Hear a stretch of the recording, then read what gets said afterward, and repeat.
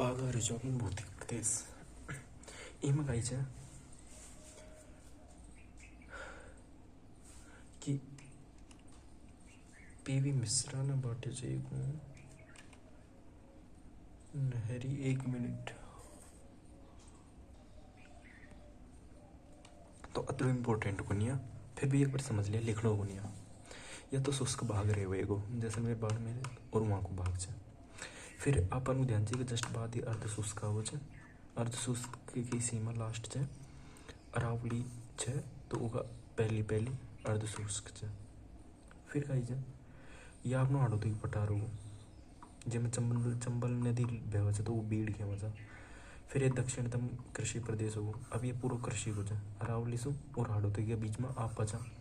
तो इमें कही मैदान जाए और यहीं सब से ज़्यादा उपजाऊ मिट्टी भी जाए तो इमें कही कृषि वर्षि वजह तो कृषि अतकुश भी जाए कृषि अतकुश भी जाए ऊपर इंदिरा गांधी नहर आव जाए तो इंडिया नहरी प्रदेश है खैर ये तो थोड़ा बहुत समझो जाए आगे देखना देख कभी लिखनो एक या जाए इस उच्चावच काय को लिखनो या लिखनो जाए सबसे नीचे हुआ है मरुस्थल मरुस्थल से ऊपर हुआ है मैदान तो ये दोनों एक ही कैटेगरी का जी ठीक है फिर उस ऊपर हुआ है ऊंचाई का बढ़वा कारण हाड़ोती को पठार वटार हाड़ोती मतलब पठार जो भी पठार जी ना मैदान से ऊपर ही रहे पठार से ऊंची रहे अरावली जिसमें पर्वत माला पहाड़ी रहे जी ये दोनों की एक भाग से मतलब ऊंचाई के अनुसार दोनों एक जी ये दोनों एक जी तो हाड़ोती का पठार और अरावली का ही सुनिर्मित जी गोंडवाना लैंड से तो वह याद रखनी पड़ेगी और भारत का कशा हिस्सा सुमणी जी प्रायद्वीपीय पठार क्योंकि हाड़ोती की पठार से तो प्रायद्वीपीय पठार भारत को भी पठार से तो उस मनेड़ो से और जो मैदान एरिया से यह मनेड़ो से का 33 सागर सु अँ तो और भारत में शू मनो है उत्तरी विशाल मैदान तो यह वाली बात है ठीक है अगलो पेज यह वाला इंपॉर्टेंट है ये दोनों इंपॉर्टेंट है ये लिखना चाहिए अपन मैप बना लो अँ वाणी और अँ वाणी फिर इनको अँ वाणी बांटना चाहिए तो या तो आपने आपको शुष्क मैदान और यहाँ से अर्ध शुष्क तो शुष्क की कर दियो दोनों को शुष्क में रख दियो फिर कही आपने हरी हरी चाहिए अरावली ठीक है ये कही 1 मिनट अरावली चाहिए फिर यह हुआ आपको कशुभाग दौसा जयपुर भील चित्तौड़गढ़ प्रतापगढ़ डूंगरपुर बांसवाड़ा यानी यह वालों भाग का जी कृषि क्षेत्र वालों से अपना वाला भाग से आप भरतपुर धौलपुर वगैरह फिर यहाँ से कोटा बूंदी बारा झालावाड़ या तरोसो एक अलग से मतलब 4 भाग जी मुख्यतः इनको यह याद होना चाहिए मैप तो ये मैं एक बार देख ला तो यहाँ कही उत्तर उत्तर पश्चिम मरुस्थल या तो मरुस्थल कि मरुस्थल को अपन ने एक भाग बांट दिया अपन ने 4 भाग में बांट रखे थे राजस्थान को तो वो याद होना चाहिए या अपनी फिर दूसरा नंबर आप आ गया अरावली ठीक से अरावली के बाद में आप पूर्वी मैदान जेमा आप रेवा चा कृषि वर्षि करा बढ़िया तरीका से और यह चा आप हाड़ोती पठार ठीक है अब ये कहीं का इनमें भाई कतरो या टोटल 100% से राजस्थान तो यह कतरो प्रतिशत है क्षेत्रफली को एको कतरो से एको कतरो से एको कतरो से इनमें कतरा प्रतिशत जनसंख्या रहे इनमें कतरी रहे इनमें कतरी रहे इनमें कतरी रहे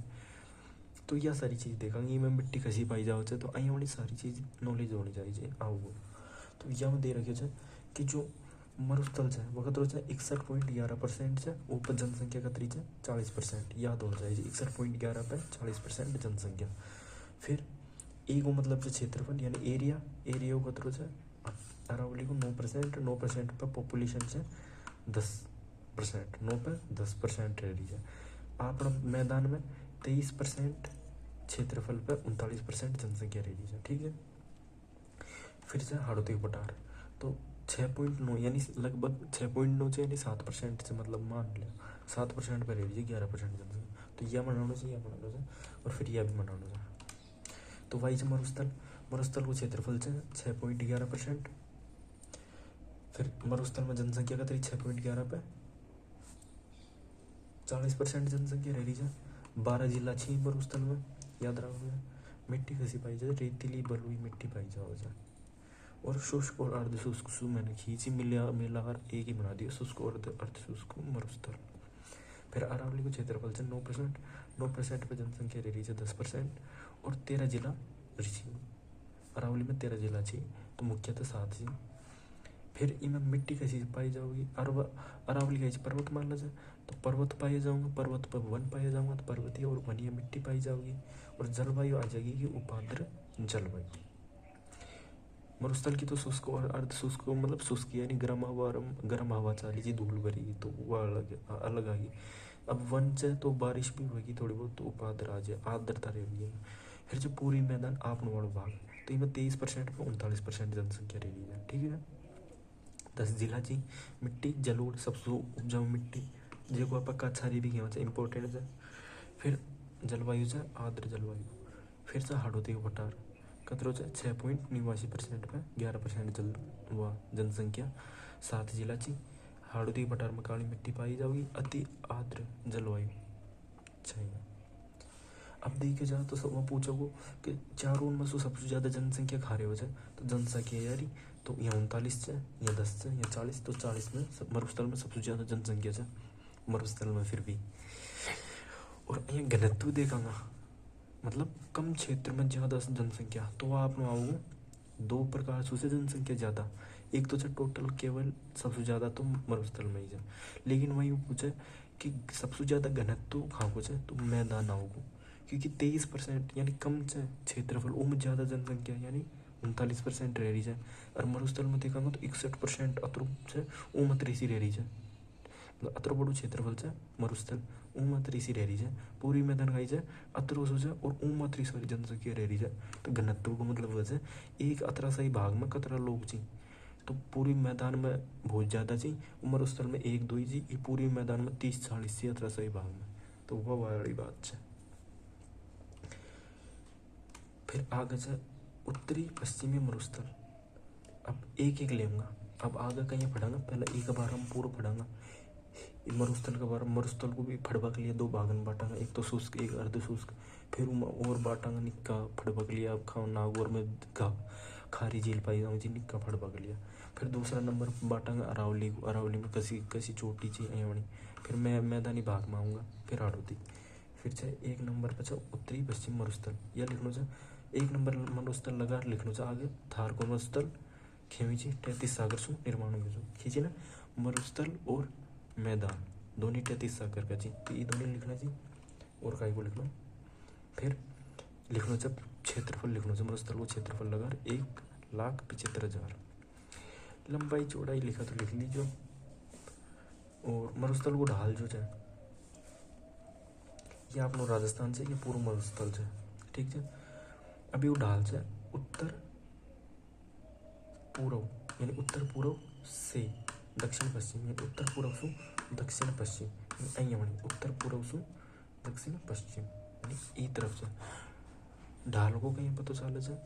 कि जहाँ नदी से पतो लगाओ भाई नदी है ना, देखिए एक तो घग्गर नदी है जी अँ वाली बहव है, फिर से लूनी नदी वह भी अँ वाली बहव है, यानी ऊपर से नीचे की ओर आ रही थी, यानी ई साइड आ रही थी। यानी मुख्य जो दिशा थी उत्तर और दक्षिणी थी, पहला बोला उत्तर पूर्व से दक्षिण पश्चिम यानी ई तरफ बहव है ढाल। तो ढाल भी अपन ध्यान से ये अब लिखना चाहिए, या रावली चाहिए तो या बनाना चाहिए, या तो फिर मत बनाइए। फिर मरुस्थल का अध्ययन कर लिया, 2 भागन में बांट रहे थे मरुस्थल को, फड़बग लिया वही से, एक तो शुष्क होगा फिर बीच को अर्ध शुष्क होगा। तो शुष्क मरुस्थल और अर्ध शुष्क मरुस्थल। शुष्क मरुस्थल को कहीं चापा राठी प्रदेश याद रखना पड़ेगा, क्यों क्योंकि वजह क्योंकि यहाँ से 0 से 25 सेंटीमीटर के बीच में ही वर्षा बचे, तो वो शुष्क खेवेंगे आप, या लिखना चाहिए या लिखना चाहिए या लिखना चाहिए। फिर अर्ध शुष्क को कहीं बांगड़ प्रदेश बिंदी चाहिए, बांगड़ में बिंदी चाहिए, यह याद रखना चाहिए। तो यहाँ का ही बचा 0 से 25 तो होगी, अब बढ़ती जाएगी थोड़ी सी 25 से 50 के बीच में होगी, तो यह अर्ध शुष्क। और ये कोई कहीं बांगड़, यह भी लिखना चाहिए। तो चाहिए अब देखा तो यह राजस्थान से या बीच में क्रॉस करो, तो यह कहीं मरुस्थल से पूरा। अब आप ने एक तो यह बांट दी यही जैसलमेर बीकानेर बाड़मेर जोधपुर वाला, तो ई में सबसे ज़्यादा गर्मी ज मतलब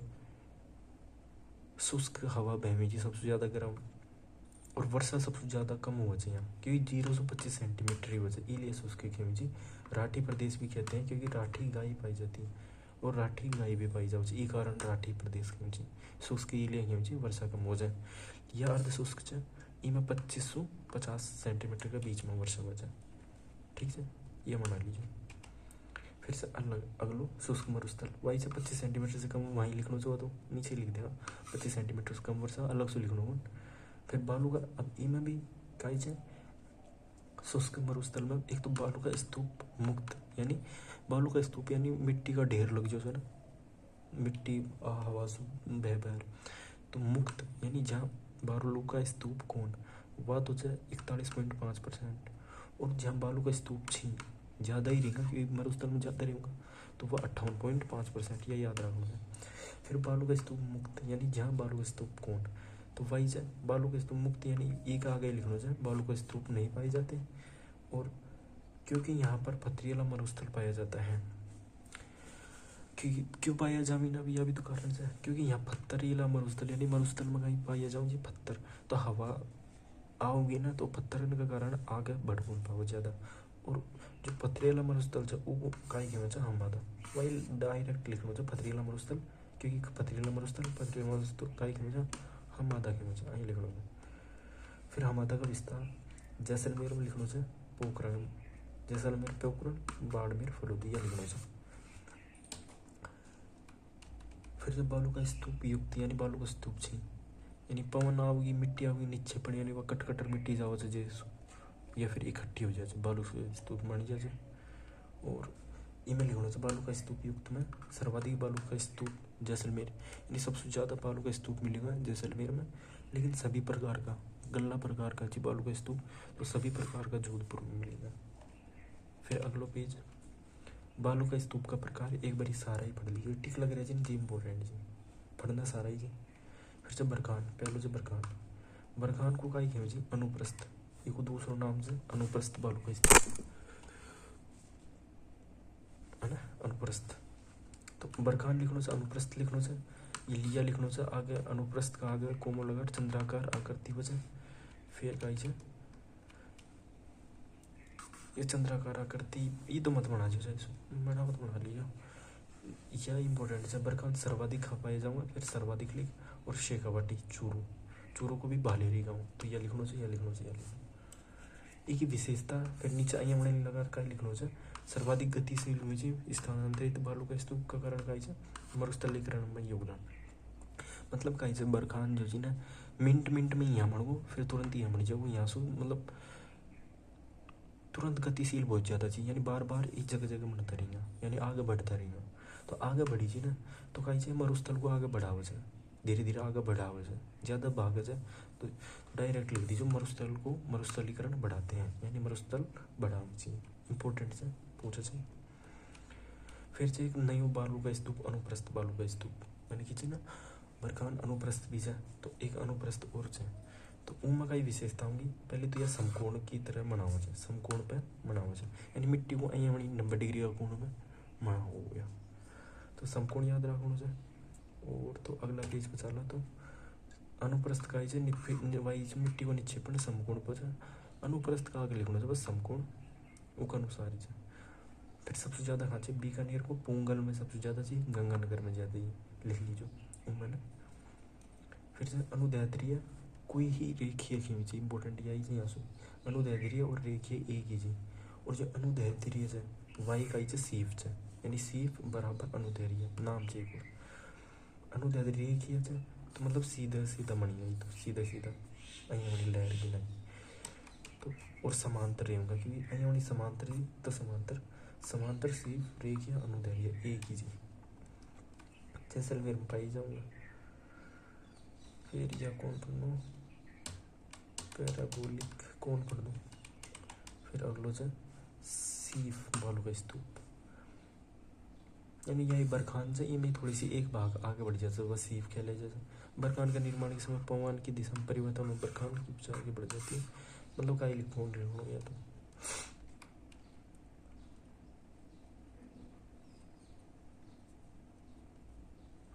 कि समानांतरीय जी ना सीधा सीधा बेवचे अनुदैर्ध्य भी सीधो रहे सीफ भी सीधो से, तो इनको एक बरोबर बताइए जो मैंने ए लिया था, और यहाँ अनुप्रस्थ और बरखान एक क्यों था क्योंकि ये समकोण पे बनी जी, तो ई लिया सेम सेम बताइए जो तारानुमा यहाँ हो जाए सबसे ज़्यादा सूरतगढ़ यहाँ श्रीगंगानगर और जैसलमेर पोखरण लिख दीजिए तारा नुमा और जैसलमेर और सूरतगढ़ श्रीगंगानगर। फिर सब्रिया कपास लिखना तो मरुस्थल में झाड़ियों के पीछे बनने वाले, यानी ये झाड़ी से हवा बहेगी तो झाड़ी का पीछे तो हवा आनी कौन तो मिट्टी इकट्ठी हो जाएगी चारों मेर, तो यह थोड़ा सा यहाँ बना दीजिए और नियम झाड़ियों के पीछे बस निर्मित बालू का स्तूप, तो सब्र कपास ये कीजिए। और बालू का स्तूपों को ने बखा भी कहा जाता है, यानी जो झाड़ी के पीछे नीचे ना तो स्लैश लगा और ने बखा भी लिख दी जो।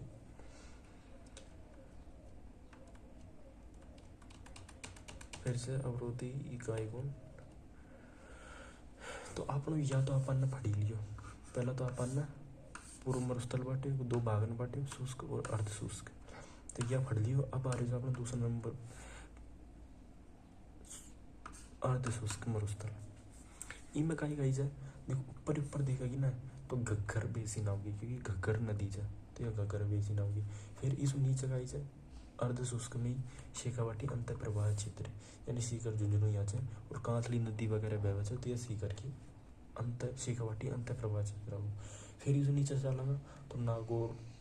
अजमेर साइड, तो नागौर में कहीं उच्च भूमि से और वहाँ कहीं कि झील खारी पाई जाऊँगी तो वहाँ खारो पानी से तो वह सारी चीज़ आओगी। फिर नीचे कहीं लूणी क्षेत्र या नदी बह यहाँ सो यहाँ बड़ी तो लूणी बेसिन आ जाएगी। बेसिन को मतलब वजन लूणी नदी में जितनी भी नदी गिर रही है ना तो पूरा क्षेत्र लूणी नदी को पूरी क्षेत्र तो लूणी बेसिन। फिर अर्ध शुष्क या चार खेरों से चार भागन बांट रहे तो यह मनाना चाहिए और कहीं को लिखना गगर बेसिन यहाँ चार भागन में। अब एक एक भाग पड़ेगा पर लूणी बेसिन फिर नागौरी फिर यहाँ तो लूणी बेसिन का ही खेरो जा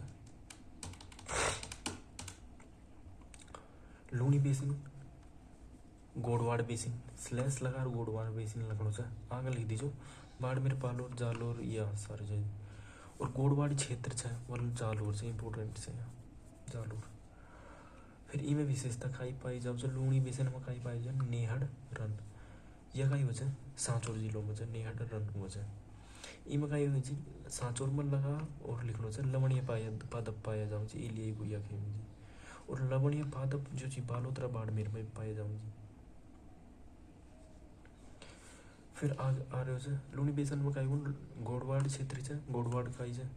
जालोर को क्यों जी नेहड़ रन खा जाए सांचौर में जाए और लवणीय पादप बालोतरा में जाए अतरो कई या नेहड़ रन सांचौर में जाए इंपॉर्टेंट है। फिर नागौरी उच्च भूमि ऊपर सेकेंड आ रही है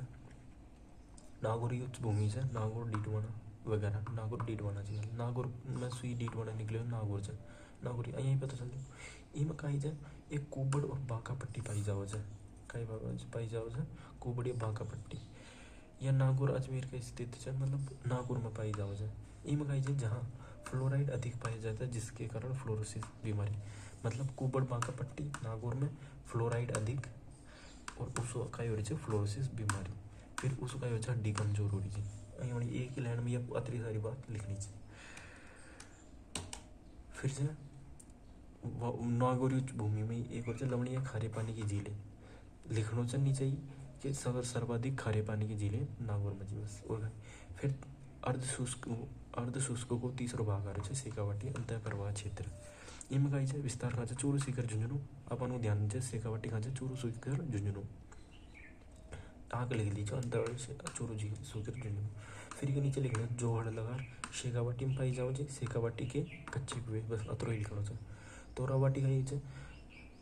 तोरावाटी का ही वजह शेखावाटी यानी चूरू सीकर झुंझुनू में एक बहवचन नदी कांतली यानी कांतली नदी का पुआ क्षेत्र यानी कांतली नदी बहवचन जी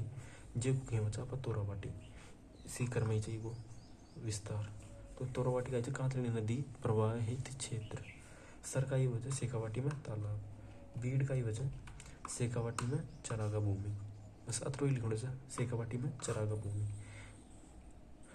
फिर से चौथो अर्ध शुष्कों को लास्ट पॉइंट चौथो है गग्गर बेसिन यानी ऊपर ऊपर में गग्गर नदी बह यहाँ तो इनमें गग्गर बेसिन लग गंगानगर हनुमानगढ़ अनूपगढ़ लिखना चाहिए पहली बात तो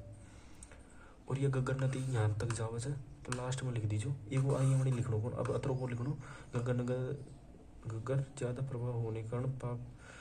यानी यही भेज घग्गर नदी लास्ट में खान तक जा पाकिस्तान का फोर्ट अब्बास। तो अँ वणी को लिखणु एक यह मैप बनाओ ना अँ सिंपल अँ वणी घग्गर नदी लिखी तो यहीं लिखना चाहिए लास्ट पॉइंट में फोर्ट अब्बास पाकिस्तान। बस विशेषता का जी घग्गर नदी बह वजह ना तो नाली पार्ट का ही वजह एक ही विशेषता है नालिया पार्ट क्यों जी वो। तो हनुमानगढ़ में घग्गर नदी को नालिया पाट कहते हैं। तो यहाँ हनुमानगढ़ लिख और ये मैं हनुमानगढ़ के ऊपर ही लिख दा नालिया पाट क्यों जी। काटिया बग्गी का यूज है घग्गर बेसिन से चिकनी उपजाऊ मिट्टी फिर यहाँ लिख दे चिकनी उपजाऊ मिट्टी कोई का क्यों जी काटिया बग्गी क्यों जी। आई वाली लाइन बना भाई जरूरत कौन जतरो मैप में समझ में आ रही जर बना सके तो तेरे हिसाब से अतरो यहाँ ही बनाना चाहिए। फिर यह खत्म होगी तेरी PDF तो अगली भेज और फिर और बना दूँ मैं।